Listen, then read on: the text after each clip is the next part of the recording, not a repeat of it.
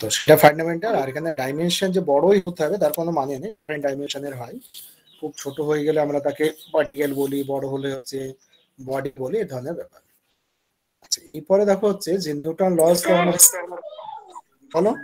Sir একটা question ছিল, ওই ফার্স্ট লাইনে যে ক্লাসিক্যাল মেকানিক্স বলা ছিল যে may be classified into 3 section, তো মে বি শব্দটা মানে ওটা কি আরো কোনো ভাগ থাকতে পারে? তো না, আর কোনো ভাগ থাকে না, ওই 3 ভাগে আমরা ভাগ করতে পারি। কারণ ওখানে কাইনেমেটিক্স যেটা আছে না, সেপারেটলি কোথাও কাইনেমেটিক্স পড়ানো হয় না, কাইনেমেটিক্স কে ডাইনামিক্স এর মধ্যেই পড়ানো হয়। ঠিক আছে, মানে ডাইনামিক্স এন্ড স্ট্যাটিক্স এই দুভাবে পড়ানো হয়। কিন্তু আরো যদি আমরা সূক্ষ্মভাবে ভাবতে চাই তাহলে then we can separate your kinematics in separate topics, সেই জন্য মেবি বলা আছে। Otherwise we can classify it is in a two categories, one is dynamics, another is statics. বুঝতে পারছো, মানে এটা আমরা আরো বেশি করেই বলেছি আর কি।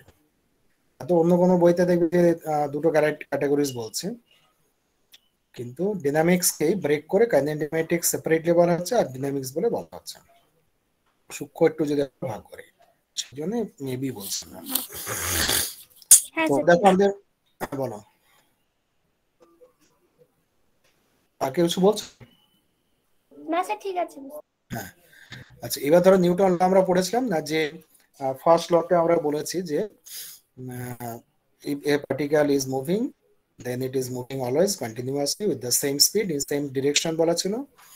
আর হচ্ছে যদি রেস্টে থাকে then it is remains in rest, মানে স্থির অবস্থায় থাকলে চিরকাল স্থির অবস্থায় থাকবে।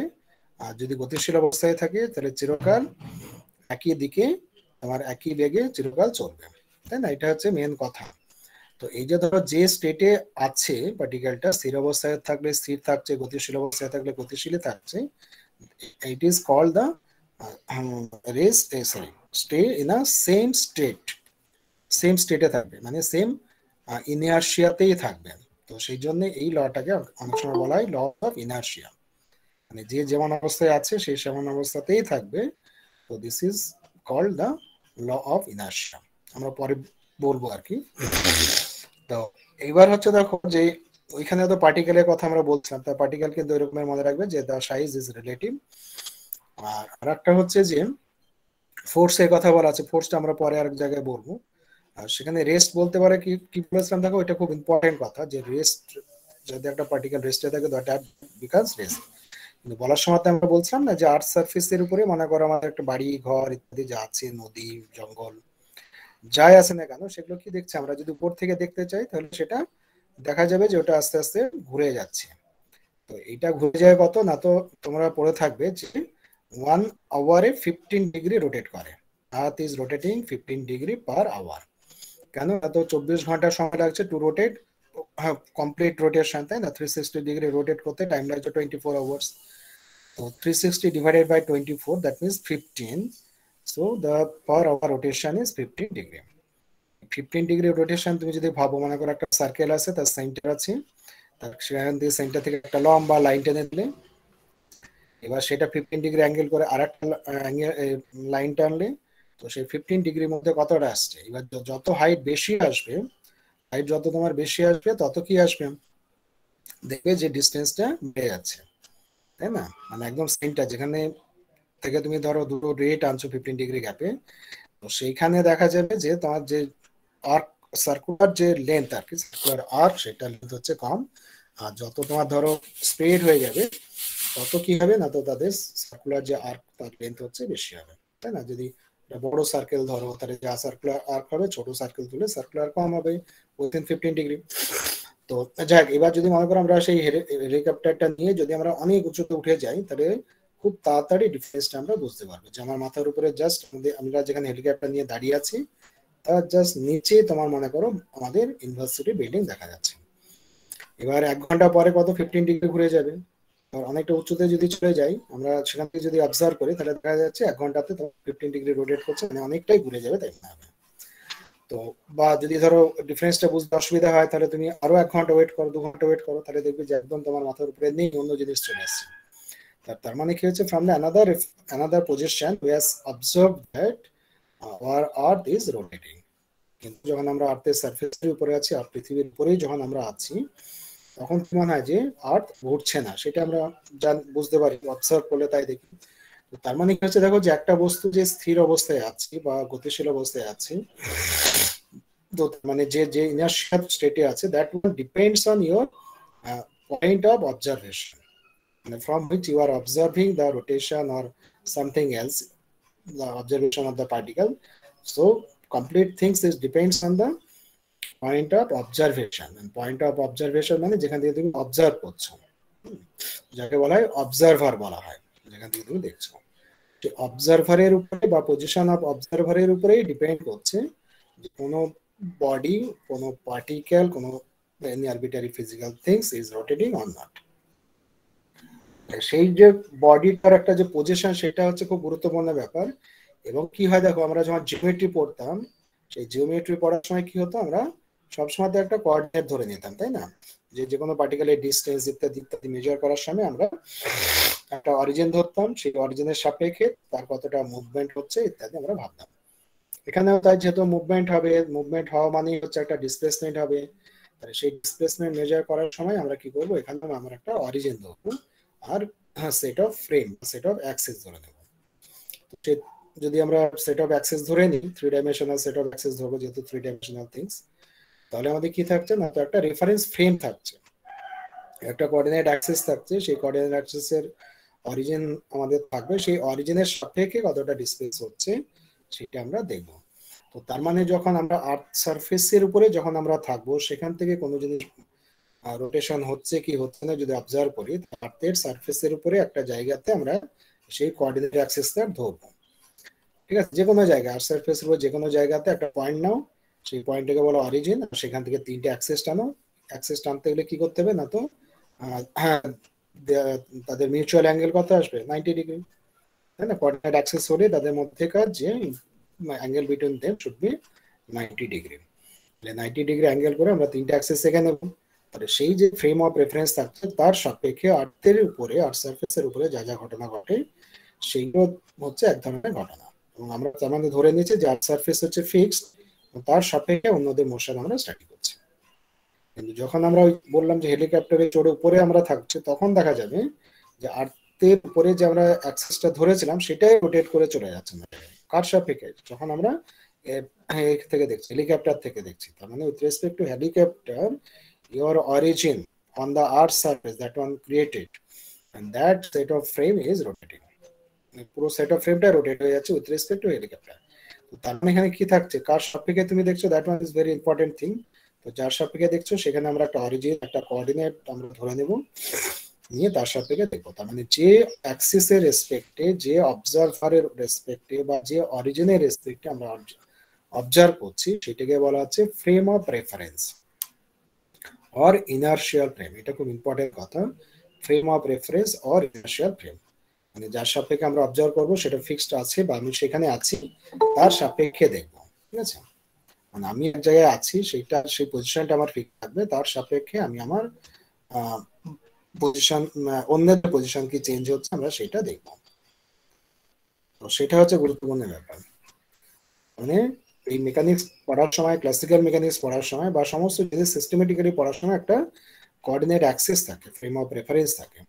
তো এখানে আমরা বলছি ইনার্শিয়াল ফ্রেম, বলছি মানে যে ফ্রেমের সাপেক্ষে নিউটন লসগুলো ভ্যালিড, সেইটাকে বলা হচ্ছে ইনার্শিয়াল ফ্রেম। মানে স্থির বস্তু স্থির থাকবে একটা ফ্রেমের সাপেক্ষে, সেম ফ্রেমের সাপেক্ষে কোনো গতিশীল বস্তু চিরকাল গতিশীল অবস্থায় থাকবে, বুঝতে পারছো? তার মানে একটা আমাদের রেফারেন্স ফ্রেম আমাদের ধরে নেব, তার সাপেক্ষে বস্তুটা স্থির আছে কিনা দেখবো, আর সেই ফ্রেমের রেসপেক্টে অন্য বস্তু সচল অবস্থায় আছে কিনা দেখবো। তো এই হচ্ছে কিন্তু অবজারভেশনের ব্যাপার। ফ্রেম অফ রেফারেন্স বা ইনার্শিয়াল ফ্রেমের কথাটা বললাম, আর ডেফিনিশন আছে পরে আমরা বলছি, এক্সামে সেটা দেওয়া হয়, what do you mean by inertial frame, এবং সেটা হচ্ছে গুরুত্বপূর্ণ ব্যাপার। এরপরে দেখো কি হচ্ছে, আরেকটা কথা হচ্ছে নিউটন লজ এর মধ্যে আছে, যে ফার্স্ট লতে যেটা হচ্ছে যে if you apply an external force, বাইরে থেকে যদি, sorry, if you not apply any external force, not applying any force, তাই না? তার মানে বাইরে থেকে কোনো বল যদি প্রয়োগ করা না হয়, তার মানে বল প্রয়োগ না করলে পরে কি হবে, সেই ঘটনাটা ফার্স্ট লতে বলছে। If there is no force applied on the body, তাহলে কি হবে, সেটা ফার্স্ট লতে বলছে। এবার তোমার ধর কি হতে পারে, উল্টো একটা কথা আসতেই পারে, যদি ফোর্স অ্যাপ্লাই করা হয় তাহলে কি আসবে, তাই না? তো সেইটা সেকেন্ড লতে বলছে। if there is a force applied on the particle and that amount of force is F, then rate of change of momentum is proportional to F, মানে applied force. তাহলে ফার্স্ট ল হচ্ছে যে যদি ফোর্স অ্যাপ্লাই না করা হয় তাহলে কি হবে সেটা বলা আছে। সেকেন্ড লতে বলা আছে if you apply the force, এটা হচ্ছে সেকেন্ড ল। সেই সেকেন্ড লটা আমরা বেশি কাজগুলি অঙ্ক করার সময় করা হয়, অঙ্ক করার সময় সেকেন্ড ল অ্যাপ্লাই করে আমরা করেছি। কিন্তু ফার্স্ট ল হচ্ছে কিন্তু ফাউন্ডেশন বলতে পারো, foundation of the lodge of other things, বুঝতে পেরেছো? ফার্স্ট ল অ্যাপ্লাই করে কোনোদিন আমরা অঙ্ক করিনি। The first law হচ্ছে theoretically it is important and it is the foundation of the mechanics. Anyway, এখানে দেখো আমাদের একটা যে স্লাইডটা দেখতে পাচ্ছ সেখানে লেখা আছে ফেলিওর অফ নিউটন লস, কোথায় নিউটন ল ফেল করে সেটা আমাদের জানতে হবে। সব জায়গায় কিন্তু নিউটন ল অ্যাপ্লাই করা যায় না। The study of motion of a particle can be done very well on the basis of Newton laws of motion. মানে এগুলো তো আমরা করেছি না, ক্লাস অনেক অঙ্ক করেছি based on the Newton laws. The classical or Newtonian mechanics deals with the motion of the bodies that are moving at velocities much less than that of light.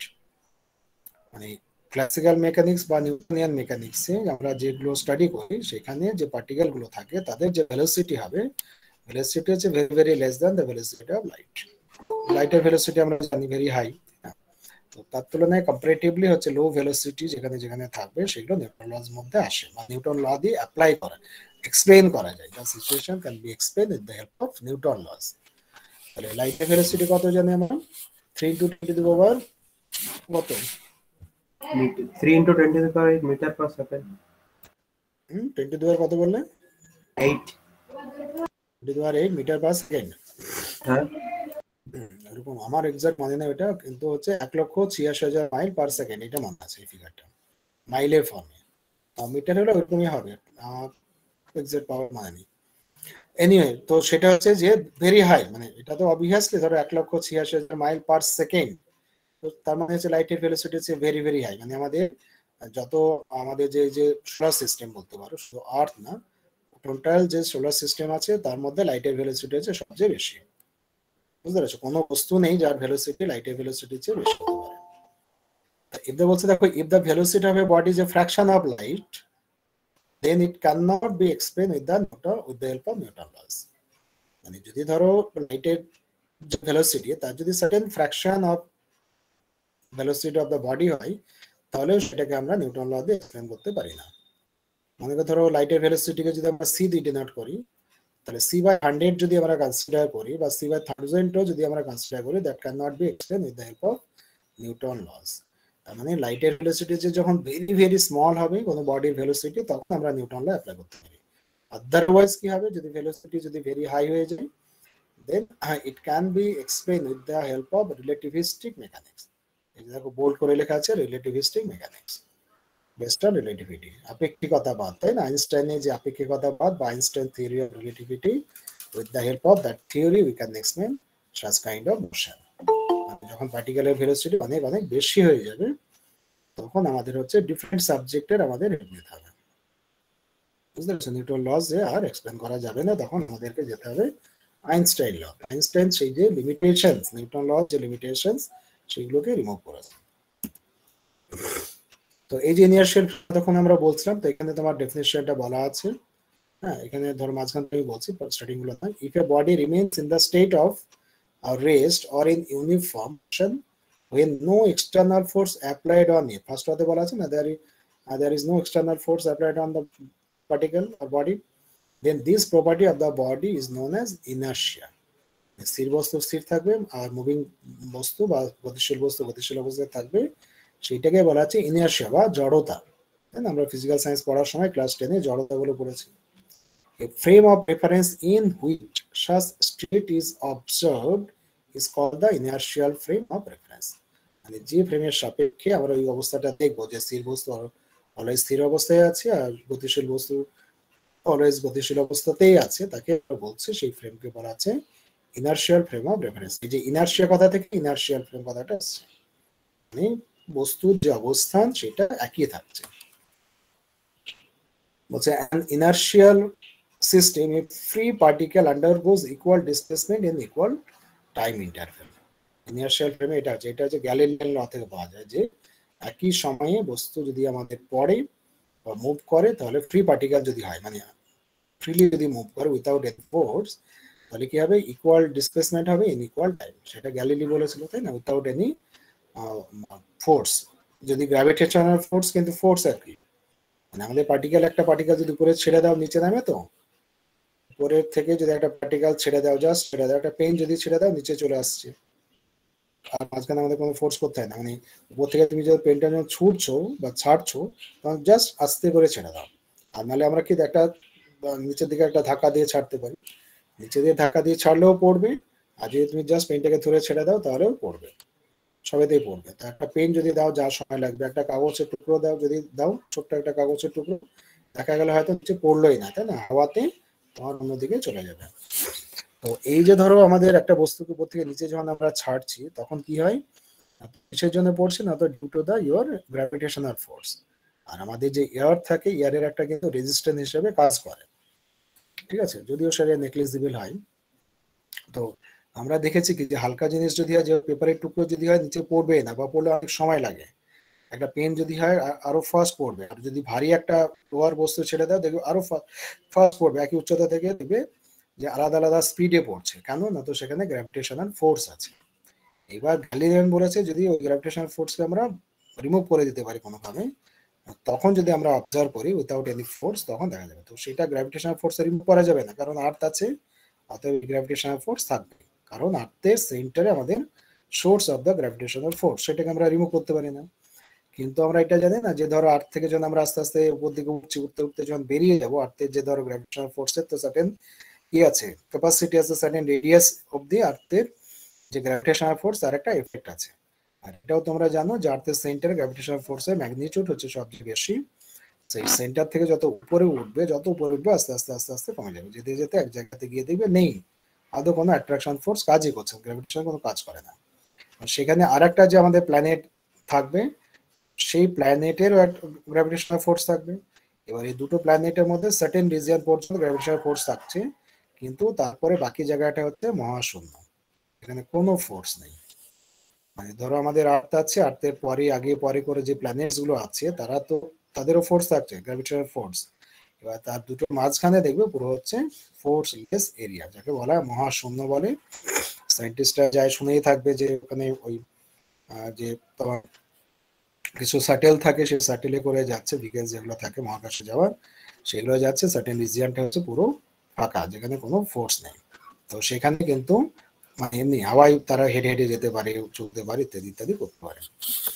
তো সেই সমস্ত জায়গাতে যদি এক্সপেরিমেন্ট করা যায়, তাহলে দেখা যাবে যে গ্যালিলিও লসটা হচ্ছে ভ্যালিড। এরপরে দেখো হচ্ছে যে আমাদের ওয়ার্ক ডান। আচ্ছা, নিউটন সেকেন্ডটা আমরা পরে আবার দেখছি, ডিটেলস আমরা বলবো আর কি, কারণ সেগুলোকে এখানে বলা আছে। আমি 1 মিনিট থামো তো দেখে নিই। আচ্ছা, নিউটন সেকেন্ড এখানে বলা নেই, মানে ওইভাবে স্পেসিফিক্যালি আমাদের ধরো সিলেবাসে নেই বলে বলা নেই, কিন্তু নিউটন সেকেন্ড একটু বলে নিই তোমাদের, জাস্ট তোমরা যদি ধরো স্কুলের বাচ্চাদেরকে পড়াও তখন তো একটু নলেজ দরকার হয়, সেই জন্যই বলা, কিছু না। তো নিউটন সেকেন্ডটা কি বলা আছে দেখো, rate of change of momentum বলে বলা আছে, তাই না। Rate of change of momentum is proportional to force. তাহলে rate of change of momentum মানে কি বোঝাচ্ছে, মোমেন্টাম মানে হচ্ছে তোমার মাস ইনটু ভেলোসিটি, তাই না। মাস ইনটু ভেলোসিটি সমান হচ্ছে মোমেন্টাম, ভরবেগ যেটাকে বলা হয়। মাস ইনটু ভেলোসিটি যদি মোমেন্টাম হয় আমাদের, তাহলে হচ্ছে আমাদের তাকে তাহলে কি হচ্ছে M into V. M into V হচ্ছে মোমেন্টাম। এই এম ইনটু ভি যদি আমাদের মোমেন্টাম হয়, তাহলে তোমার আমার কি দাঁড়াবে না, তো তোমার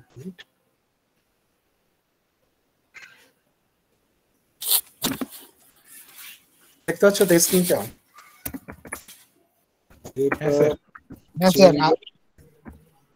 Momentum is proportional to the force, এটা নিউটন লতে বলা আছে। ইন টার্মস অফ ল্যাঙ্গুয়েজ এভাবে বলা আছে। এটাকে যদি আমরা ম্যাথমেটিক্যালি লিখি, যেটা আমরা ধরো নিউটনস ল যখন আমরা পড়ছি, নিউটন ল পড়ার সময় আমরা ম্যাথমেটিক্যালি পড়ি না, ম্যাথমেটিক্যালি যদি আমরা পড়ি, দেখো তাহলে আমাদের সেই ম্যাথমেটিক্যাল ফর্মটা আমি লিখছি।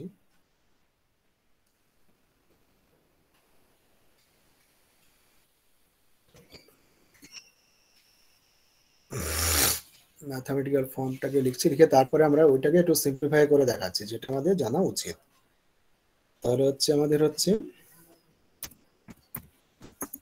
ডিডিটি অফ এমভি, তারপরে হচ্ছে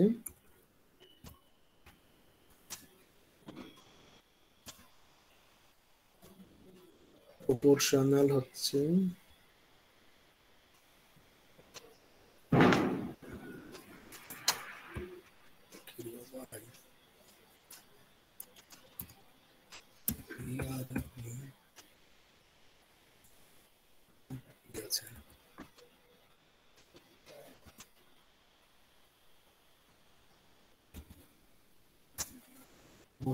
হচ্ছে capital F.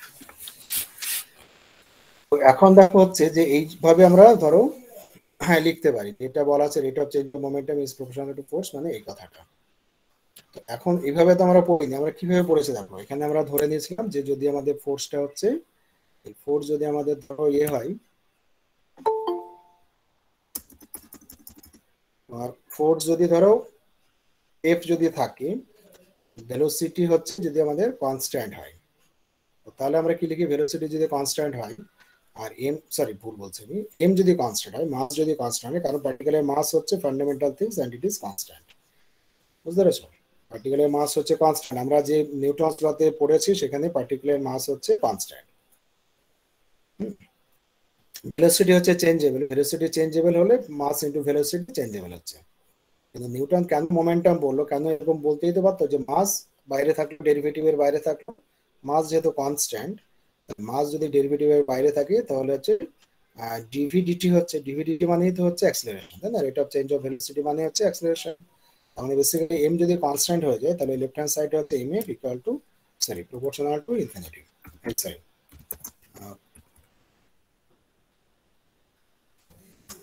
Proportional to F applied force. এখন দেখা হচ্ছে আচ্ছা এটা এফ না করে পি লিখি, কারণ তাহলে বলতে আমার সুবিধা হবে, কারণ দুটো জায়গাতে এফ থাকলে ছোট বড় করে বলতে হবে, তো সেই জন্য এটা পি লেখে অনেক জায়গাতে P K two M A পুরো বলে।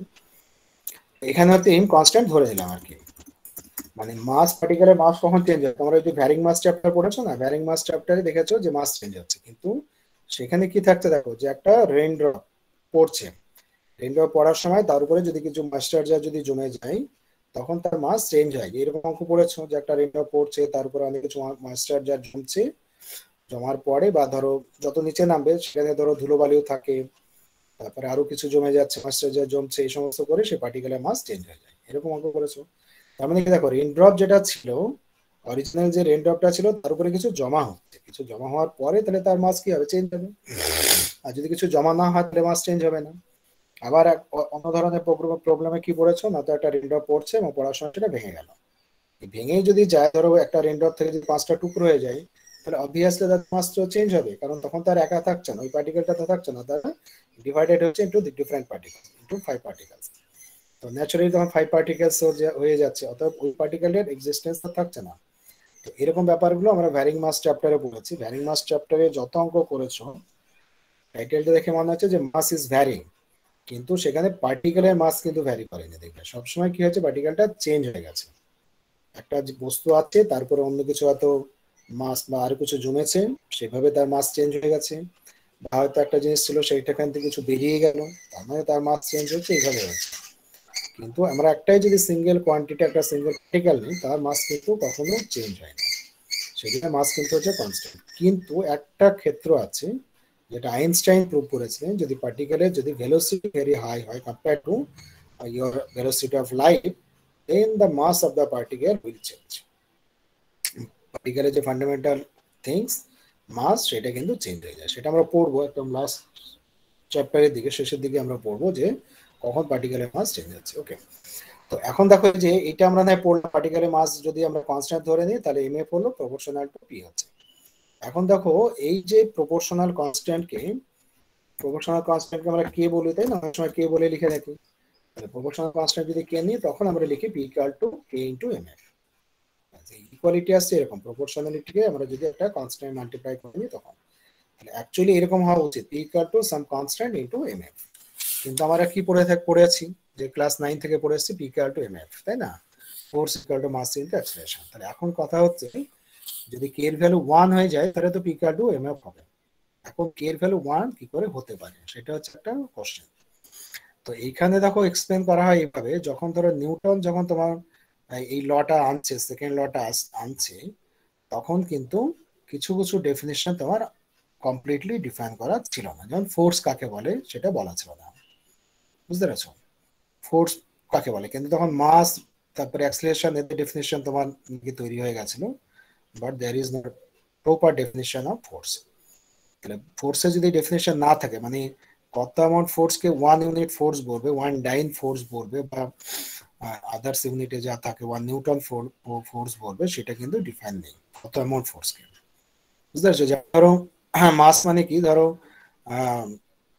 একটা পার্টিকেলের যে মাস মনে করো 1 গ্রাম আর কি, তাহলে 1 গ্রাম মানে কতটা তার নির্দিষ্ট মাপ আছে। আমরা তো এখন জানি যে 1 গ্রাম জিনিস মানে কত, 10 গ্রাম জিনিস মানে কত, 100 গ্রাম জিনিস মানে কত, আমাদের বাটখারা আছে, তাইভাবে মাপতে পারি। তো সেই মেজারমেন্টটা হয়ে গেছে যে এতটুকু অ্যামাউন্ট মানে 1 গ্রাম হয়তো তোমার কোনো বস্তু হবে, বা 100 গ্রাম কোনো বস্তু হবে।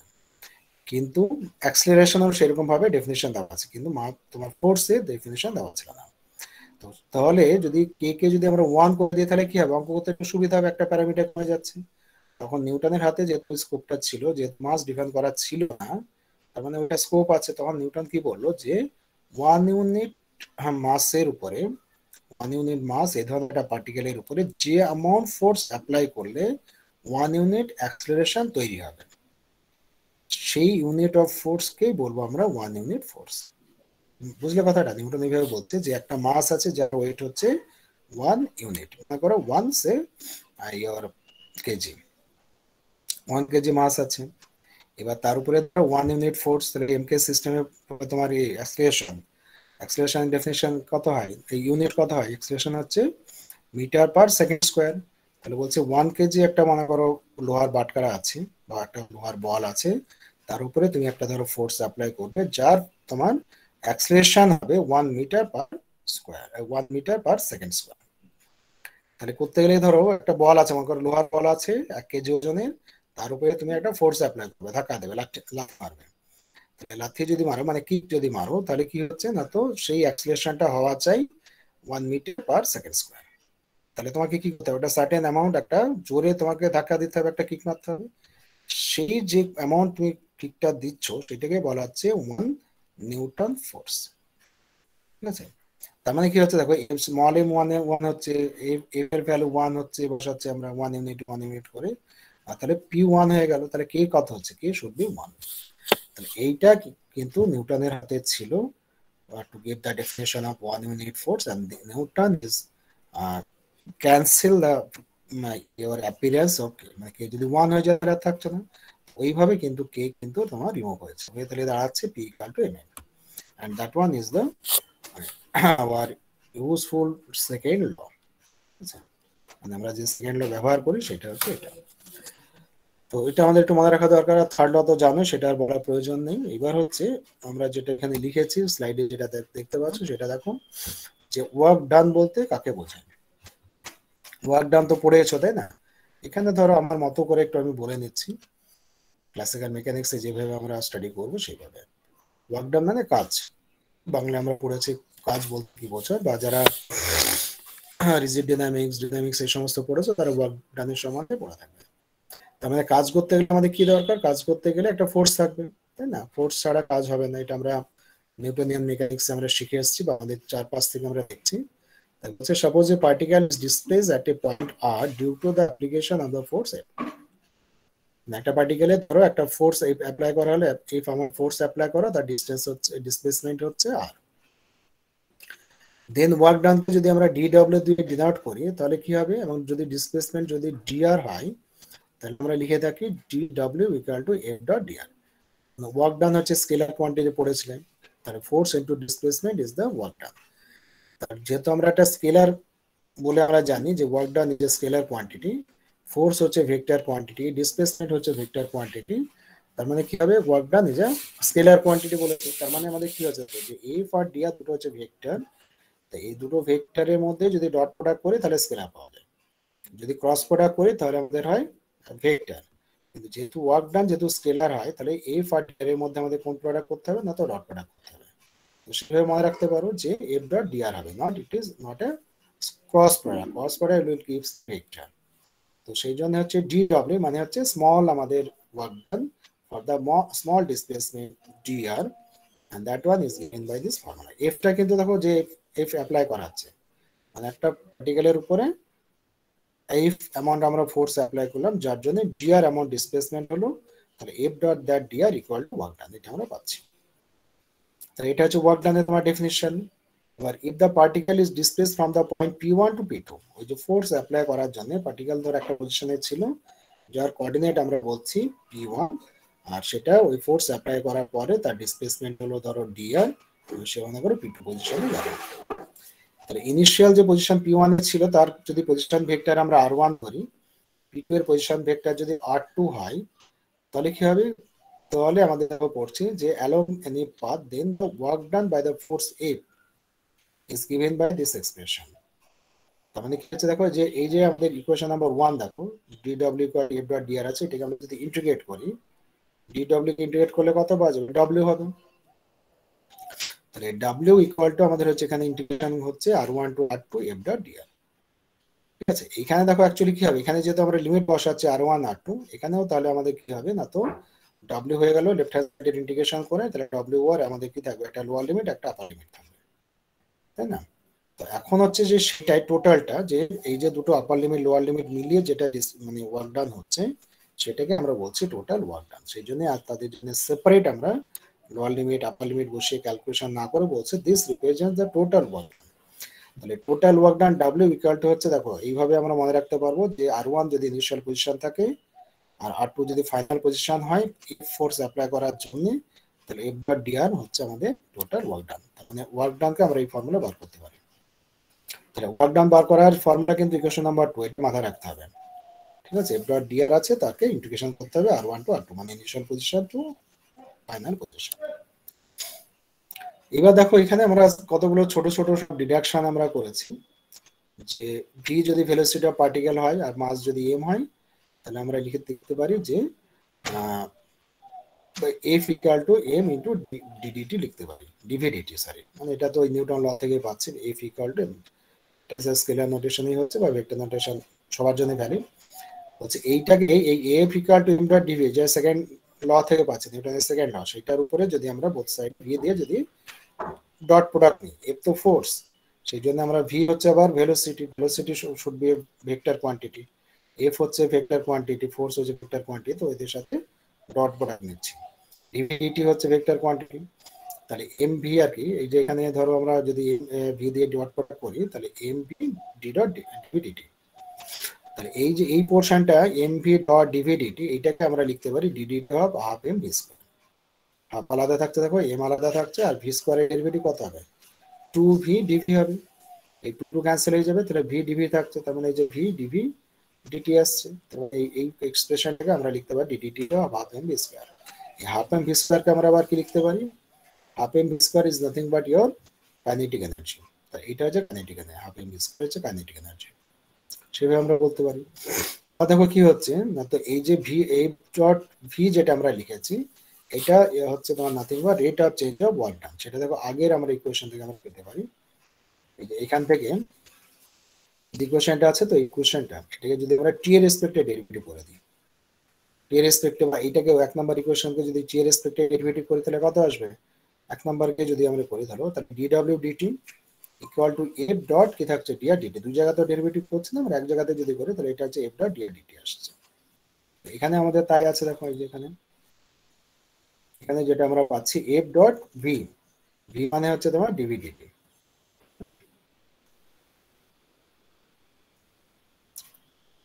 তো এইটাকে যদি আমরা ডেরিভেটিভ করি আর কি, তাহলে f ডট v বলছি, মানে এটাকে ধরো t এর রেসপেক্টে ডেরিভেটিভ করলে আমাদের df dt আসবে, এটা আনচেঞ্জ থাকবে, কিন্তু একই আনসার আমাদের পাবো, পেলে আমরা যেটা পাচ্ছি সেটা হচ্ছে, তার মানে f ডট v এটাকে আমরা লিখতে পাচ্ছি dw dt।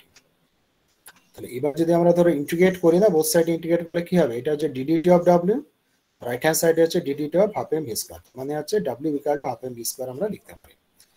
সেটা দেখো বলা হচ্ছে if v1 v2 are the velocities at t1 and t2, মানে t1 হচ্ছে স্টার্টিং পজিশন আর স্টার্টিং ভেলোসিটি হচ্ছে v1, t2 হচ্ছে এন্ড টাইম আর মানে এন্ড ভেলোসিটি যদি v2 হয়, তাহলে এই ইকুয়েশনকে যদি আমরা ইন্টিগ্রেট করি তাহলে dt দিয়ে একটা মাল্টিপ্লাইড হবে, dt দিয়ে মাল্টিপ্লাই করলে তারপরে dt ক্যান্সেল হয়ে dw হবে, dw ইন্টিগ্রেশন হচ্ছে w 1 2 লিখেছি, 1 2 মানে হচ্ছে 1 থেকে 2, মানে যেহেতু আমরা ধরো মানে এই যে দুটো পজিশন আছে স্টার্টিং পজিশন আর এন্ডিং পজিশন, সেটাকে আমরা এরকম শুধু w না লিখে আমরা w1 2 লিখছি, মানে হচ্ছে যে work done from the position p1 to p2। ঠিক আছে, একটা পার্টিকেল p1 পজিশন থেকে p2 পজিশনে যেতে গেলে যে ওয়ার্ক ডান সেটাকে আমরা ডিনোট করছি w1 2 দিয়ে, আর কিছুই না। ঠিক আছে, এটা 1 2 মানে হচ্ছে notation for the work done from position p1 to p2। আর এদিকে রাইট হ্যান্ড সাইডে কি হচ্ছে দেখো, এটা ধরো ইন্টিগ্রেট যদি আমরা করি, যে DDT of half M V square আছে টু একটা ডিটি হবে, তাহলে ডিডিটি যে আমাদের কি বাদ যায় আমরা ভাবি, তার মানে এটা হচ্ছে ডি অফ দিস ওয়ান, তার মানে এখানে দেখো কি আছে টি এর রেসপেক্টে আছে, আমাদের লিমিট গুলোকে টি এর রেসপেক্টে রেখেছি, আর যখন এখানে তো আর আমাদের টি নেই, ইন্টিগ্র্যান্ডের মধ্যে কোথাও টি নেই, ডিটি ক্যান্সেল হয়ে গেছে, তার মানে আমাদের সেই জন্য যখন t1 ছিল টি এর লোয়ার লিমিট, তখন আমরা v1 পেয়েছি v এর লোয়ার লিমিট। যেহেতু এখানে ভি আছে, ভি এর রেসপেক্টে আমাদের লিমিটগুলো আনতে হবে, এগুলো তো জানো ভেরিয়েবল যখন চেঞ্জ হয়ে যায় লিমিটগুলো নতুন ভেরিয়েবলের টার্মসে আনতে হয়, তো এটা টি লিমিট আছে যেহেতু ডিটি আছে, আর এখানে আছে যেহেতু ডি অফ ভি আছে সামথিং ইনটু ভি, সেই জন্য ভি এর লিমিট আমরা লিখে দিচ্ছি। এটা লিখেই না হচ্ছে কারণ এখানে কোনো এক্সপ্রেশন নেই, মানে there is no connection between V and T. কনসেপ্টটা কি হচ্ছে, যখন ভেলোসিটি v1 তখন টাইম হচ্ছে t1, যখন velocity v2 then time is t2, তো সেই জন্য আমাদের t1 t2 লিমিটটা কনভার্ট হয়ে v1 v2 হলো।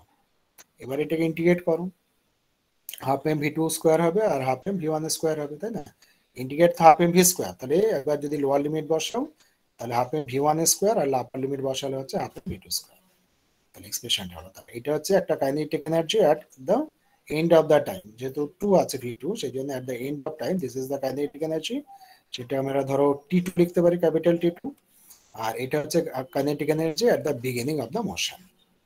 তার মানে দেখো দাঁড়াচ্ছে আমাদের এটা t2 মাইনাস t1, তার মানে কি হচ্ছে দুটো যে কাইনেটিক এনার্জি, দুটো টাইমে যে কাইনেটিক এনার্জি, স্টার্টিং টাইমের কাইনেটিক এনার্জি হচ্ছে t1 আর এন্ডিং টাইমের কাইনেটিক এনার্জি হচ্ছে t2, তাহলে তাদের মধ্যেকার ডিফারেন্স।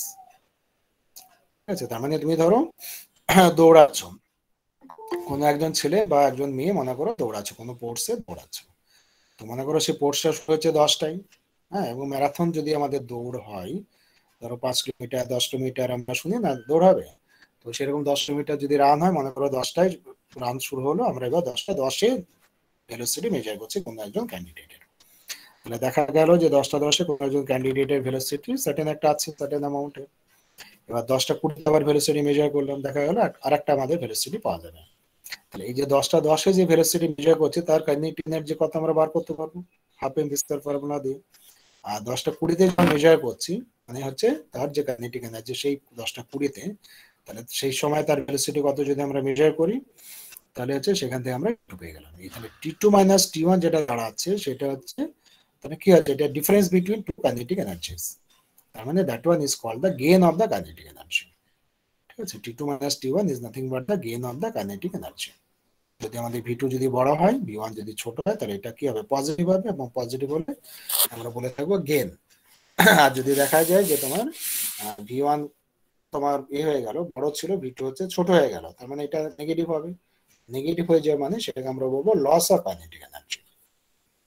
ঠিক আছে, তাহলে এইভাবে আমরা মনে রাখবো যে W12 ওয়ার্ক ডান, এটা হচ্ছে এইভাবে মনে রাখবো যে work done from between the position 1 and 2 is equal to the gain of kinetic energy।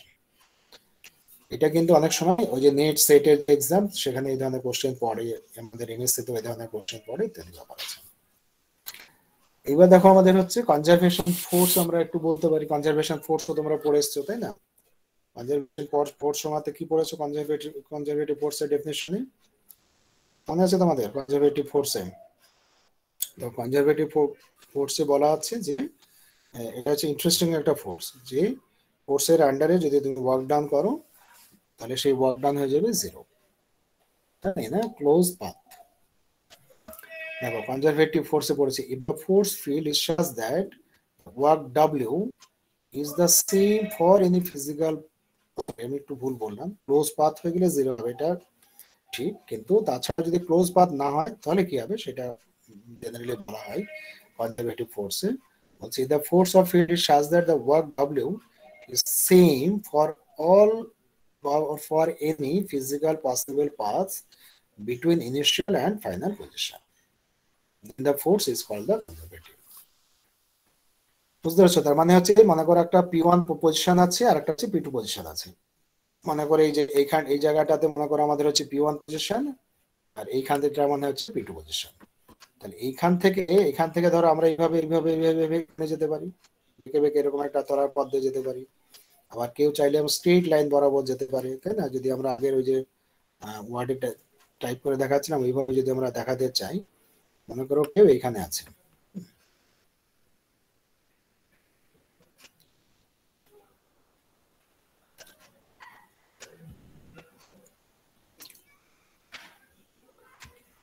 মনে করো কেউ এখানে আছে আর কি, আর কেউ এখানে যেতে চায় আর কি।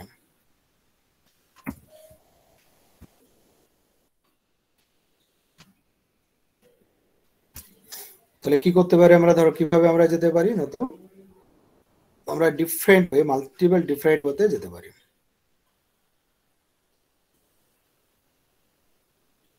ধরো এখান থেকে ধরো ঘুরে আমরা এইভাবে যেতে পারি, এই একটা পাথ।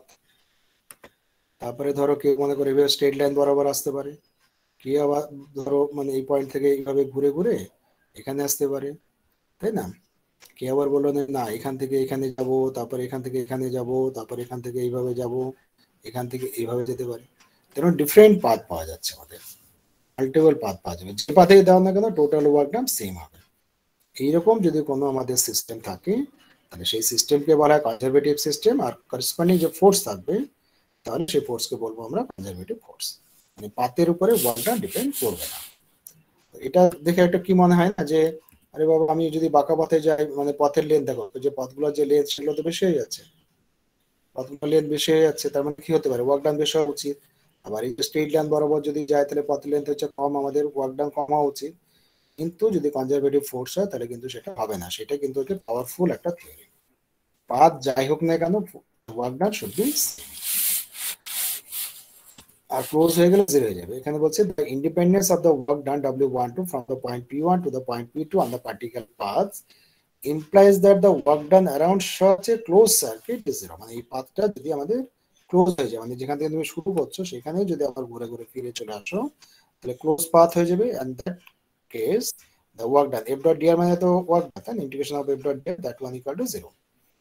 আর এটা হচ্ছে ক্লোজ পাথের উপরে যদি ইন্টিগ্রেট করা হয় তাহলে ইন্টিগ্রেশন সাইনের উপরে একটা সার্কেল দেওয়া হয়, এটা নিশ্চয়ই পড়ে থাকবে অ্যানালিসিস পড়ার সময়তে পড়ে থাকবে, যে লাইন ইন্টিগ্রেশন থাকে, ক্লোজ পাথের উপর ইন্টিগ্রেশন থাকে, তো এইরকম মাঝখানে একটা সার্কেল দেওয়া মানে হচ্ছে it is integration over a close path.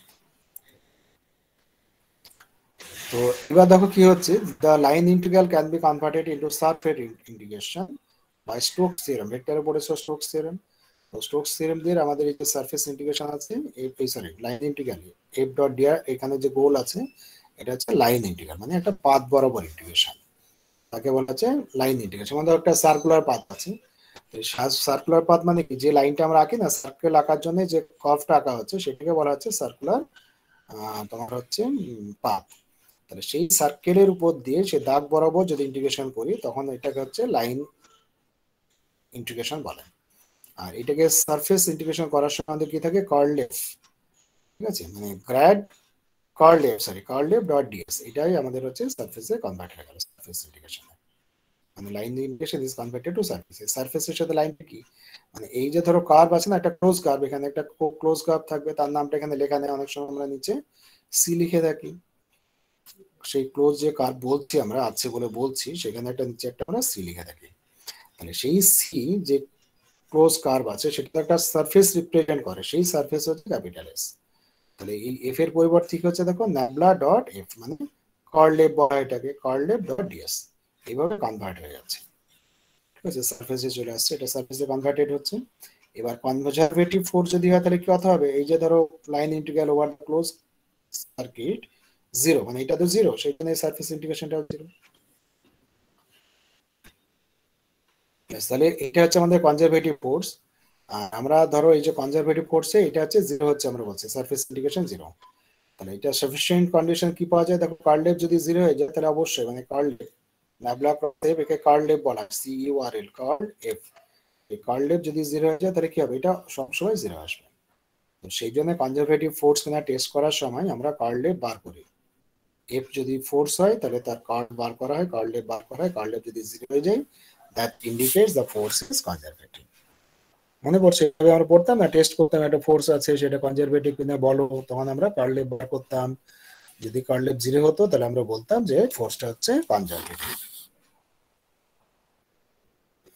এবার দেখো এক্সাম্পল বলছে, এক্সাম্পল অফ কনজারভেটিভ ফোর্স বলছে, দেখো যে gravitational force, electrostatic force, elastic force R the example of conservative force. যে গ্র্যাভিটেশনাল ফোর্স, উপর থেকে পার্টিকেল নিচে ছেড়ে দিয়ে যে পড়ছে সেই হচ্ছে গ্র্যাভিটেশনাল ফোর্স, হচ্ছে কনজারভেটিভ। তারপর দেখো বলছে all the centre forces, that is the force directed towards A fixed centre depend on the instantaneous position and independent of the velocities are conservative। তাহলে সেন্টার ফোর্সের অঙ্ক ডাইনামিক্সে পড়ে থাকবে, যারা পড়েছে ডাইনামিক্স, সেখানে একটা জায়গায় ধরো ফোর্স আছে এবং তাকে সেন্টার করে ধরো পার্টিকেল মুভ করছে, তো তাকে বলা হচ্ছে সেন্টার ফোর্স। তো সেই সেন্টার ফোর্স হচ্ছে আর the example of your conservative force. বলছে frictional forces and other dissipative forces are not conservative. Frictional ফোর্সের কথা আমরা বুঝতে পারি, ফ্রিকশন যেগুলো সেগুলো কিন্তু কনজারভেটিভ না। তাহলে মনে রাখবে যে খুব সহজে যদি মনে রাখো যে গ্র্যাভিটেশনাল ফোর্স একটা এক্সাম্পল যদি বলে যে গিভ অ্যান এক্সাম্পল আর give a kind of force which is conservative, তাহলে বলবে গ্র্যাভিটেশনাল। গ্র্যাভিটেশনাল ফোর্স আমাদের মনেই থাকে কথাটা। আর ফ্রিকশনাল ফোর্সটা আমরা অনেক জায়গায় বুঝতে পারি, ফ্রিকশন ছাড়া আমরা চলতেই পারি না। তো frictional force is not conservative. এবার দেখো যেমন আমরা কাইনেটিক এনার্জির কথা আমরা জানি, সিমিলারলি পোটেনশিয়াল এনার্জি আমরা বলতে পারি। তো কাইনেটিক এনার্জি বার করা, ক্যালকুলেশন করার ফর্মুলা কি আমরা জানি না, তো হাফ এম ভি স্কোয়ার, তাই না?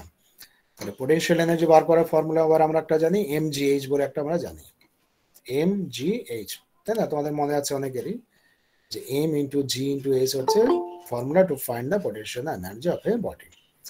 তো তার মানে কি হয় দেখো যে m মানে কি মাস, g মানে হচ্ছে গ্র্যাভিটেশনাল অ্যাক্সিলারেশন, আর h মানে হচ্ছে হাইট, মানে যেখান থেকে পার্টিকেলটা পড়তে শুরু করছে যেখানে গিয়ে শেষ হলো যে হাইটটা দাঁড়াবে সেই হাইটটা হচ্ছে h। ওই ফর্মে করছি, কিন্তু ওই যে mgh যে ফর্মুলা আমরা ব্যবহার করি to find the potential energy, সেটা হচ্ছে কি না, তো একটা পার্টিকেল উপর থেকে আমরা জাস্ট ছেড়ে দিলাম, সেই পার্টিকেলটা নিচে নামছে, ঠিক আছে? তাহলে যেখানে ছাড়ছে সেটাকে আমরা ইনিশিয়াল পজিশন ও যদি বলি, আর যেখানে যে কোনো একটা জায়গায়, যে পাতের উপরে যে কোনো একটা জায়গায় তুমি যদি পি যদি কনসিডার করো, তাহলে পি পয়েন্টের পোটেনশিয়াল এনার্জি বার করার জন্য যে ফর্মুলা সেটা হচ্ছে mgh। এইচটা হচ্ছে স্টার্টিং পজিশন, মানে ওর থেকে পি পর্যন্ত যে লেন্থ সেটা হবে আমাদের এইচ। তো এটা তার মানে কি হচ্ছে যে mgh formula is applicable only when a particle freely falling from a position under the gravity. Freely যদি ফল করে সেই ক্ষেত্রে mgh ফর্মুলা অ্যাপ্লিকেবল, কিন্তু অন্য ক্ষেত্রে পোটেনশিয়াল এনার্জি ফর্মুলা কি হবে, মনে করো যে gravitational force conservative, gravitational force না থেকে যদি অন্য কোনো আরো অ্যাডিশনাল ফোর্স থাকে, মানে গ্র্যাভিটেশনাল আছে, মনে করো একটা লোহার জিনিসকে তুমি ফেলছো, ঠিক আছে, আয়রন বডি পড়ছে আর নিচে মনে করো একটা ম্যাগনেট দেওয়া আছে, ম্যাগনেট কি করে আয়রন বডিকে টানে, আরো বেশি জোরে টানে। তার মানে সেই ক্ষেত্রে কি হবে, তলায় যদি আমাদের ম্যাগনেট থাকে তাহলে ম্যাগনেট আয়রন বডিকে অ্যাট্রাক্ট করবে, তার মানে কি আছে গ্র্যাভিটেশনাল ফোর্স আছে প্লাস ম্যাগনেটিক যে ফোর্স সেটা থাকবে, দুটো ফোর্সে যোগ হয়ে যাবে। তো এই ক্ষেত্রে কিন্তু আমাদের mgh ফর্মুলা অ্যাপ্লাই করা যাবে না, তখন কি করতে হবে, নতুন টাইপের আমাদের ফর্মুলা দরকার। সেই নিউ ফর্মুলা হচ্ছে এটা, ভিপি মানে potential velocity, sorry potential energy at P equal to integration PO মানে P to O F dot DR. তার মানে এটা হচ্ছে work done, F dot DR আছে দেখো, তাকে ইন্টিগ্রেশন করা আছে, তার মানে টোটাল ওয়ার্ক ডান। পি থেকে ওতে যাওয়ার জন্য আমাদের যে আমাদের ধরো ওয়ার্ক ডান সেটা হচ্ছে আমাদের, সরি ও থেকে পিতে, আমি ভুল বলছি, ও থেকে পিতে যাওয়ার জন্য আমাদের যে টোটাল ওয়ার্ক ডান সেটা হচ্ছে তোমার পোটেনশিয়াল এনার্জি, বুঝতে পেরেছো? তো বলছে in a conservative field of force the potential energy V of A particle situated at P is defined as the work done. Defined as the work done by F in moving from of the particle from P to the some position O. Fixed position. আচ্ছা এখানে fixed পজিশনটাকে ও বলছে, আর যে position থেকে start হচ্ছে সেটাকে বলা হচ্ছে P point. ঠিক আছে, মানে জেনারেলি ফিক্সড পয়েন্ট মানে অরিজিনকে ভাবা হয়। Thus potential energy Vp is given by this expression, মানে work done from P to O, মানে যে কোনো আরবিট্রারি পজিশন থেকে একটা ফিক্সড পয়েন্টে যাচ্ছে। এবার ফোর্স যদি কনজারভেটিভ হয় তাহলে সেই ফোর্সকে আমরা লিখতে পারি F equal to grad phi হিসাবে। এটা আমরা পড়েছিলাম ভেক্টর অ্যানালিসিস পড়ার সময়, যে কনজারভেটিভ ফোর্স যদি হয় তাহলে গ্র্যাড F 0 হয়ে যাবে, কার্ল F 0 হয়ে যাবে, আর সেই ক্ষেত্রে F কে এক্সপ্রেস করা যায় গ্র্যাড অফ ফাই হিসাবে। একটা F can be express as a grad of phi, nabla phi হিসাবে লেখা যায়, যেখানে ফাই কে বলা হয় স্কেলার পোটেনশিয়াল। ঠিক আছে, স্কেলার পোটেনশিয়াল। এফটাকে বলা হচ্ছে কনজারভেটিভ ফোর্স, তাহলে for each conservative force we have a scalar potential. তাহলে এই এফ এর পরিবর্তে যদি আমরা গ্র্যাড ফাইটা বসাই, এখানে যদি গ্র্যাড ফাই বসাই তাহলে কি আসবে? দেখো এফ এর পরিবর্তে গ্র্যাড ফাই বসাচ্ছে, গ্র্যাড ফাই মানে হচ্ছে ডেল ফাই ডেল আর, ভেক্টর নোটেশনে যদি ডেরিভেটিভ করি ডেল ফাই ডেল আর হবে। তাহলে এটা ইন্টিগ্রেট করলে কত আসবে? দেখো এখানে ডিআর আছে, এখানে নিচে ডেল আর আছে, তার মানে এটা হচ্ছে ডি ফাই ইন্টিগ্রেশন হবে। ডি ফাই ইন্টিগ্রেশন মানে হচ্ছে ফাই এট ও ফাই এট পি, মানে যে ইন্টিগ্রেশনটা সেটা হচ্ছে আমাদের আপার লিমিট, মানে পি টু ও মানে কি হচ্ছে পি নিচে আছে আর ওটা হচ্ছে উপরে, তাহলে আপার লিমিটের ও যদি উপরে আছে তার মানে ফাই এট ও হবে মাইনাস ফাই এট পি হবে। এটা জিনিস, এই জিনিসটাকে আমরা এইভাবে লিখেছি, দেখো যে VP equal to phi O minus phi P. এই ও হচ্ছে অরিজিনকে ইন্ডিকেট করছে, ফিক্সড পয়েন্ট মানে অরিজিন। তার অরিজিন মানে কি, তার কোঅর্ডিনেট ইন জেনারেল কি হয় 0 0 0 হয়, তাহলে 0 0 পয়েন্টের ফাই এর ভ্যালু, তাহলে that should be a constant quantity. আর phi P, phi at any arbitrary point P, any arbitrary পয়েন্টের কোঅর্ডিনেট কি হবে? এক্স ওয়াই জেড হবে, তার মানে ফাই ডিটারমিন করা আছে অ্যাট এনি আরবিটারি কোঅর্ডিনেট, তার মানে ফাই যে function of X Y Z. তো সেই জন্য এটা আমাদের ভেরিয়েবল কোয়ান্টিটি, ফাই জিরো হচ্ছে কনস্ট্যান্ট। তো সেই জন্য এই যে মানে এক্সপ্রেশনটা VP equal to phi zero minus phi P, সেটাকে আমরা লিখে নিলাম এইভাবে for simplicity, V equal to minus phi, পিটাকে উঠিয়ে দিচ্ছি, পি যেহেতু আরবিটারি সেই জন্য পিটাকে রিমুভ করা হচ্ছে, V equal to minus phi, মানে এটাকে আগে লেখা হচ্ছে plus phi zero. Phi zero যে কনস্ট্যান্ট, বুঝতে পারছো কেন কনস্ট্যান্ট? কারণ ফাই হচ্ছে স্কেলার পোটেনশিয়াল, আর পরের শো দেখবে যে scalar potential is a function of coordinates X Y Z. 3 dimensional যদি হয় তাহলে এক্স ওয়াই জেড হবে, 2 ডাইমেনশনাল হলে এক্স হবে, মাল্টি ডাইমেনশনাল হলে তাদের কোঅর্ডিনেটের ফাংশন হবে। তো ফাই যদি function of X Y Z হয় আর অরিজিন এক্স ওয়াই জেড এর ভ্যালু কত হবে? 0 0 0, তার মানে ফাই যে কনস্ট্যান্ট, তার মানে কোনো ভেরিয়েবল থাকবে না। তো যাক, তার মানে ভি পোটেনশিয়াল এনার্জি, দেখো এটা খুব important, equation 6, potential energy is written as in terms of scalar potential, ফাইটাকে বলা হয় স্কেলার পোটেনশিয়াল প্লাস সাম কনস্ট্যান্ট। তাহলে দুটো দেখো যে মিনিং অ্যাকচুয়ালি ফিজিক্যালি যে জিনিসগুলো সেগুলো একই জিনিস, এফ আর ভি হচ্ছে, সরি ফাই আর ভি হচ্ছে একই, তার মধ্যে শুধু মাইনাস সাইন থাকছে, এটা কনস্ট্যান্ট, এটা বাদ দিয়ে দাও, তাহলে V equal to minus of phi. তার মানে একটা হচ্ছে পোটেনশিয়াল এনার্জি আর একটা বলা আছে স্কেলার পোটেনশিয়াল, মানে স্কেলার ফাংশন, তাদের মধ্যে এই ধরনের রিলেশন। তার মানে এফ কিন্তু এই ফাই কিন্তু একটা গুরুত্বপূর্ণ কোয়ান্টিটি, জাস্ট একটা ম্যাথমেটিক্যাল ফাংশন না। Phi represents negative of potential energy.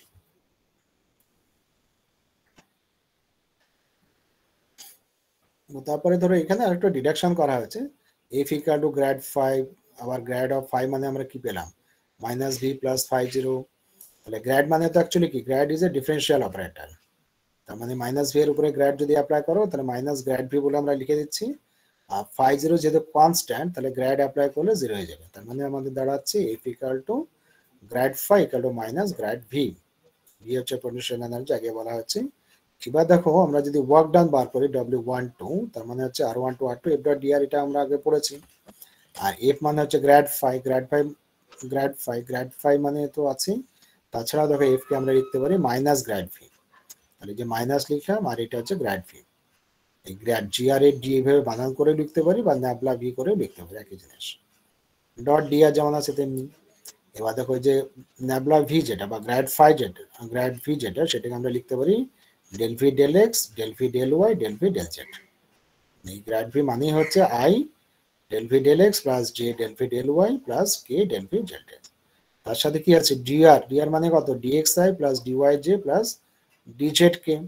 তো তাদের মধ্যে যদি ডট প্রোডাক্ট করো তাহলে i ডট হবে jj ডট হবে k এর মধ্যে ডট হবে, সেগুলো 1 হয়ে যাচ্ছে।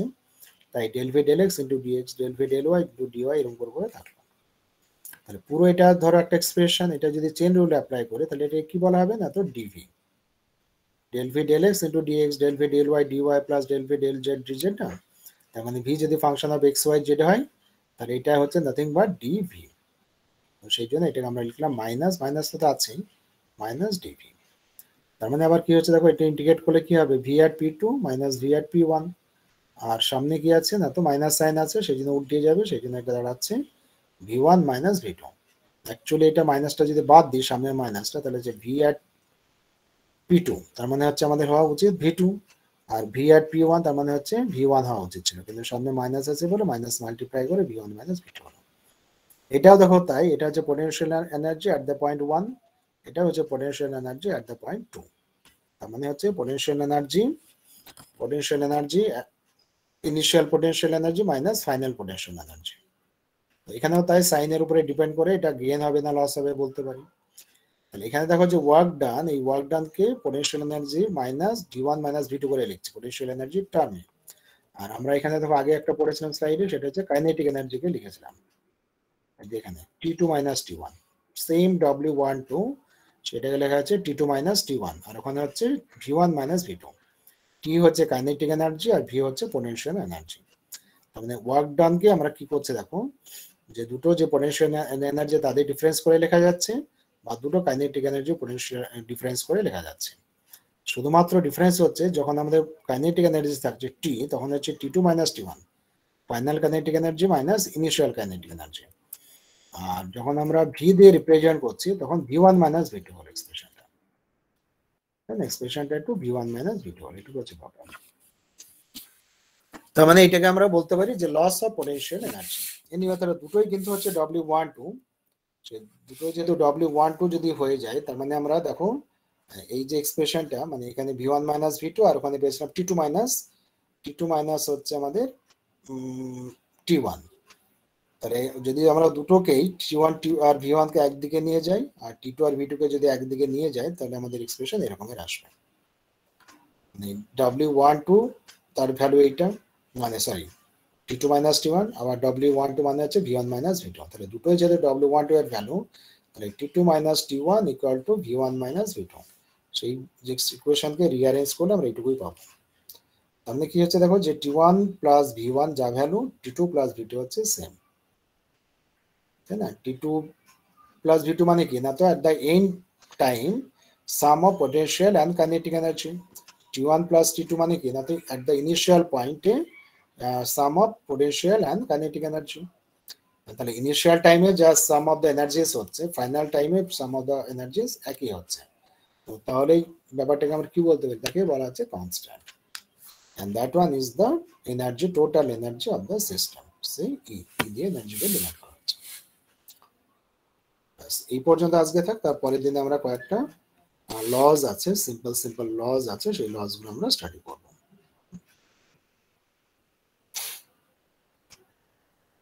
তোমাদের অ্যাটেন্ডেন্স গুলো একটু দিয়ে দাও, আর যদি কিছু জিজ্ঞাসা থাকে তখন করো।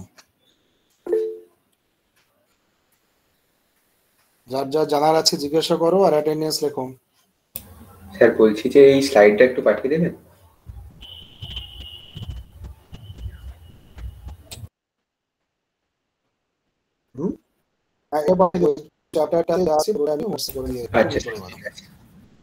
ঠিক আছে স্লাইডে দেবেন লেখা আছে ওইটা। স্যার আগের দিন বলেছিলেন যে বইগুলো বলবেন আজকে নেক্সট ক্লাসে।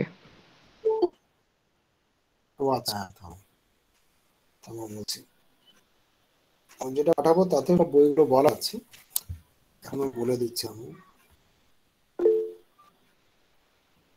ও সরি,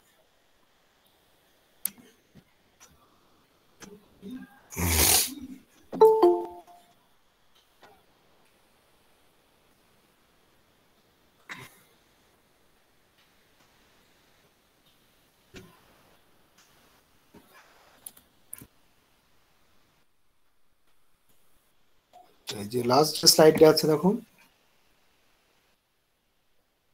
এখানে বইয়ের কথাগুলো বলা আছে। আমি আজকে পাঠিয়ে দেবো তোমাদের ওই যে লেকচার নোট আছে সেটা। তো ফার্স্ট যে বইটা আছে দেখো, এইচ গোল্ড স্টেন উচ্চারণ। তো বই টাইটেল হচ্ছে ক্লাসিক্যাল মেকানিক্স, এডিসন উইসলি বই, কেমব্রিজ। এটা পাবলিশ হয়েছিল 1950-তে, 1950 সালে, আজ থেকে 70 বছর আগে বইটা পাবলিশ হয়েছে।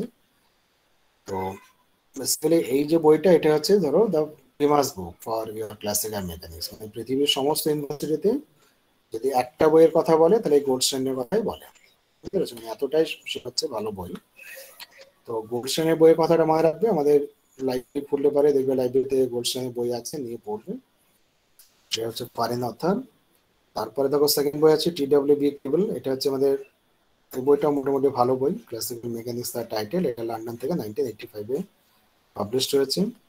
তারপরে এল.ডি. লাডুর বই আছে, সেটা হচ্ছে মেকানিক্স বলে যাচ্ছে, পাবলিশ হয়েছে 1976। অক্সফোর্ডের বই, অক্সফোর্ড থেকে পাবলিশ হয়েছে লন্ডনে।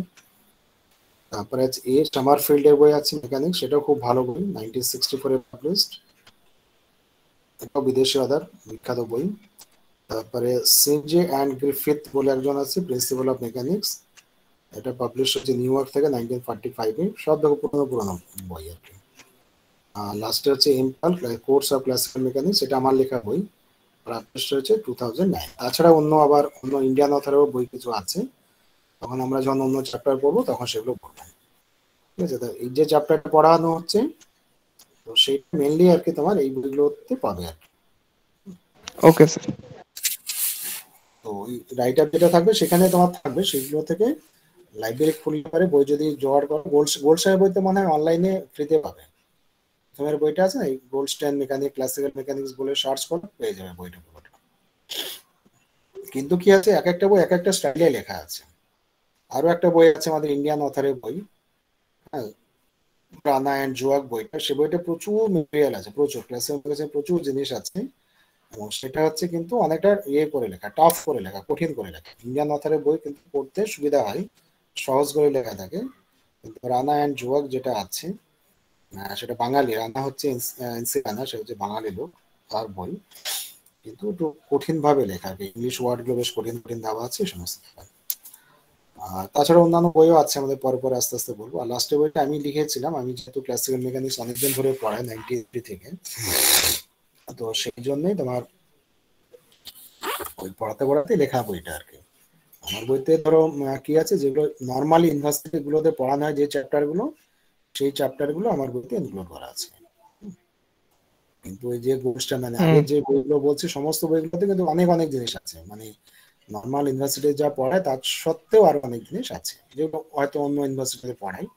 আমার বইতে হচ্ছে কমন ইন্ডিয়ান ইউনিভার্সিটির যে চ্যাপ্টার গুলো পড়ে সেইগুলো। হ্যাঁ বলো। হ্যাঁ স্যার, ঠিক আছে।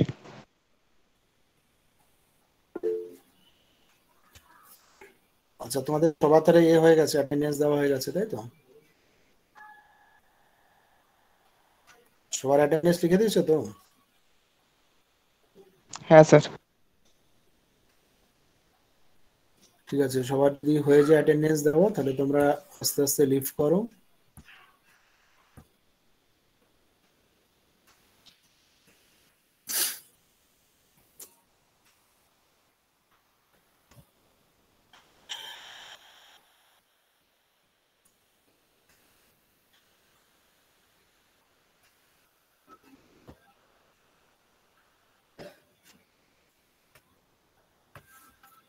Hello sir. বলো। হ্যাঁ বলছি স্যার, আমার ইমেল আইডিটা ভুল ছিল, আপনাকে পাঠিয়ে দিচ্ছি, ঠিক হয়ে যাবে তো? ঠিক করবো। ঠিক আছে স্যার। করা হয়নি বলে এখন আমি ইয়ে করিনি, তোমার মানমার্ক করে রেখেছি। হুম আর আমি ঠিক করে নেবো, তাহলে তুমি মেলগুলো পাবে আর কি। হ্যাঁ ঠিক আছে। ঠিক আছে, ঠিক আছে, লিভ করো।